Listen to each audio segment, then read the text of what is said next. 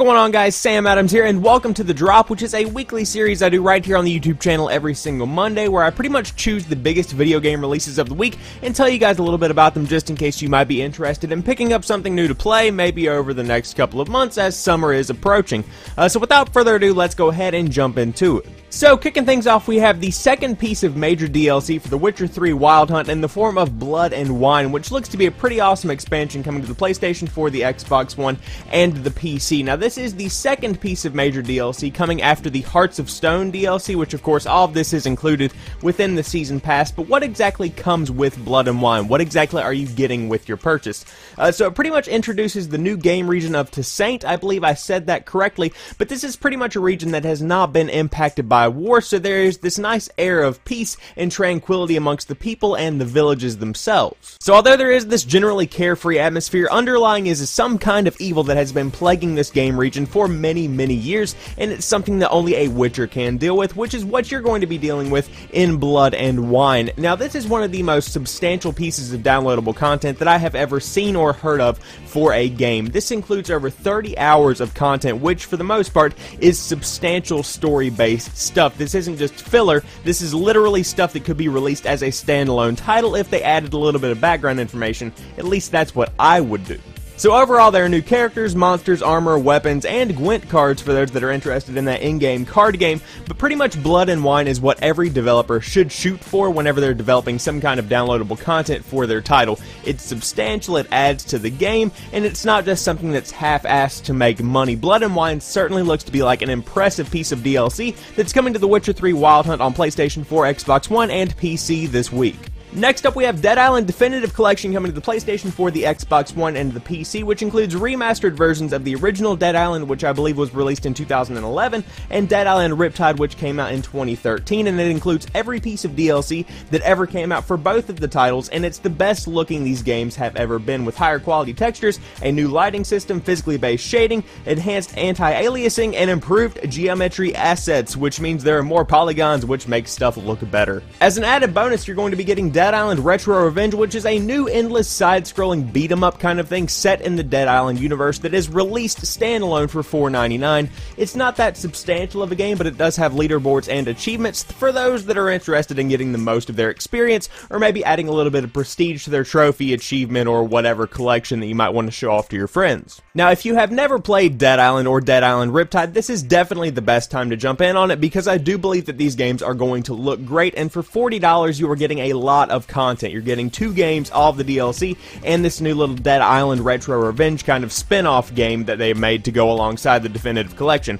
That all being said, these were not games that really stood out to me as games that you couldn't miss. These were not must-play titles. However, I did get some fun out of them. I really enjoyed the first Dead Island. Like I said, I can't really speak for Riptide because I never did play it, and there were a couple of technical issues that prevented my friend from playing it, but I'm sure all of that has been worked out with the Definitive Collection. So like I said, if you've never played Dead Island and you're looking for a new kind of zombie open-world RPG experience, you might want to check out Dead Island Definitive Collection coming to the PlayStation 4, Xbox One, and PC this week, because there is a lot of game included for your $40. Next up, we have Hitman Episode 3 Marrakesh coming to the PlayStation 4, Xbox One, and PC. Now, this game came out earlier this year, and it's kind of a telltale kind of release. That's how I like to describe it, where it's released episodically instead of one giant lump sum of content, which gives developers more time to work on each individual portion of the game, rather than releasing one big part of the game at one time and then having to backtrack and go back and fix stuff a couple of months after release. So within Episode 3, you've got 2 very different targets that you're going after as Agent 47. The first is a private banker holed up in a Swedish consulate, which sounds like kind of a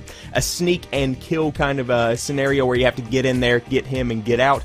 And then you have the General Reza Zaidan, I believe I said that correctly, who is protected by an elite squad of soldiers in the heart of the city. This sounds like one that is going to have to be more of a run-and-gun kind of scenario where there's going to be a lot of witnesses, etc. It sounds like 2 very different scenarios, which is cool to see that they're not just throwing the same thing in with 2 different characters. So of course, with episode 3, there's going to be plenty of live content coming to the game as well, which includes new contracts, elusive targets, and escalation contracts, which of course are major parts of the Hitman experience for this year, because that's a substantial part of the game. Not all of it is story-based. In fact, very little of it is story-based. It's more like an objective-based kind of game where you're assigned to kill somebody, or you're assigned to do some kind of objective, and you have to complete it, which is something I feel like the Hitman franchise does lend itself to. There is plenty of room for a story there.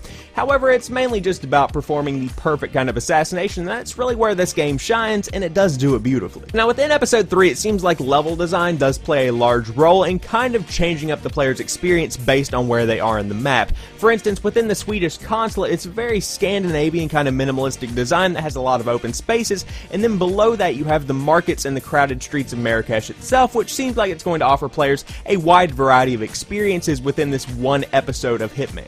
So for those that maybe purchased Hitman and the Season Pass, you might want to see what Episode 3 has to offer. You might want to try it out and see if it's something you might enjoy. I know there are going to be plenty of people streaming it. I know that there are going to be plenty of YouTube videos on it, so at least give it a look-see and see what you think, and come back here and let me know. Finally, last but not least, we have Dangerous Golf coming to the PlayStation 4, the Xbox One, and the PC from Criterion Games, which is one of my favorite game developers of all time, because they made the original Burnout games that came out on the PlayStation 2 back whenever I was first getting into gaming, and these guys defined a major part of my childhood, because if there's one thing a little boy loves, it is destroying stuff with cars in a very realistic fashion, and that's something that Criterion definitely nailed in those earlier Burnout games. So if you haven't checked those out, look up some gameplay, maybe buy a PS2 for $10 or $15 at the yard sale, and check those things out, because they are incredible. So what's going on within Dangerous Golf itself? Is it your PGA Tour style game? Is it your Tiger Woods kind of game? No, it's nothing like that whatsoever. It's pretty much a facade of playing golf, where the real objective is to cause as much mayhem and destruction as you possibly can, which is something that, for someone like me that doesn't really care about golf, certainly sounds more appealing than literally playing 18 holes of golf. So pretty much you've got 4 unique locations, which include an American kitchen, an English castle, a French palace, and the outback of Australia. And although there aren't very many locations, after looking at some of the map design and the level design of these locations, it seems that they are all very, very different from one another. And of course there are multiple holes played on the same location that do add a little bit of variety for each individual hole, because they all focus on different kinds of gameplay, which we'll talk about here in a minute. But although there are only 4 locations, it's the variance in these locations that really kind of sold me on the idea of only having 4, and it seems like it's not going to get boring very quickly. And of course this is kind of a game where you just pick it up and play when you have a couple of minutes to burn. So within the game there are 4 modes as well, and the first one is World Tour, which is pretty much where you complete 10 tours featuring 100 different holes of golf, each featuring different kinds of gameplay mechanics. So pretty much you are going through these 10 different tours, and you're focusing on different kinds of ways to play the game and switching up your tactics with each individual turn. Next up you have Co-op World Tour, which is pretty much where you take turns with friends in couch co-op, where the controller is passed but the scores are combined, and it's pretty much your standard World Tour experience like I just described. However, it's nice to see that there is couch co-op within the game, because this certainly seems to be the kind of game that does lend itself to that kind of social experience where you have a friend over and you happen to be playing some Dangerous Golf on your PlayStation 4 or whatever console you might have.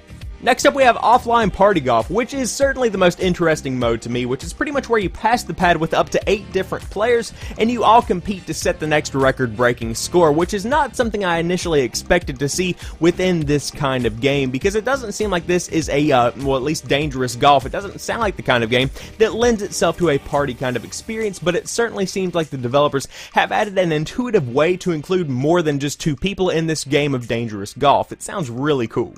So last but not least, we have Online Party Golf, which is where you take on the most dangerous golfers online and compete to break the previous records and wreak as much havoc as possible, which pretty much sounds like your standard kind of online experience where you're just competing to break high scores. Nothing really to see there. But once again, I can't emphasize enough that this is not your standard kind of golfing experience. If you're looking for a PGA Tour, a Tiger Woods game, this is not it. This sounds like something that's much, much more fun than those kinds of games. At least that's what I think. So there you guys have it. I hope you've enjoyed this video. If you did, drop me a like down below and share this video on Twitter, Instagram, Facebook, whatever you might be sharing it on. Get my name out there, spread the word about my channel, and let people know what I'm doing over here on Samuel Adams Nerd with a Camera. And of course, if you happen to be new to the channel itself, you might want to check out some of my other content, because I do upload new stuff throughout the week, and I'm streaming live on Twitch a couple of nights a week. And of course, links for all of that stuff are in the description box down below. But as for right now, I want to thank each and every one of you guys for watching this particular video. I'll talk to you soon. Peace, and have a great Memorial Day and a rest of the week.